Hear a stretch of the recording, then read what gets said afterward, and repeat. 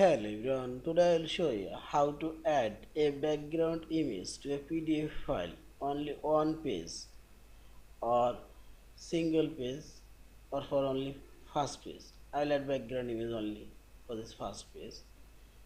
Now open your PDF file and select organize option and select your background color option and select add background. Now select file option and select browse option. I will add this background color image and select open. This background image now open and select a page range and select a specific page range only for first page 1 to 1. Now select OK and OK.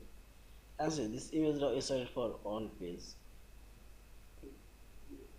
and again organize option and select background image and add another background image. Select update and insert this one and a specific page range. Select here. I'll add for page number 4. Now select OK. And this page number 4 background image now add and this page number 1. Yeah, and finally select this file option, save or save as your PDF file. Thank you for watching. Please subscribe, like, share and comments.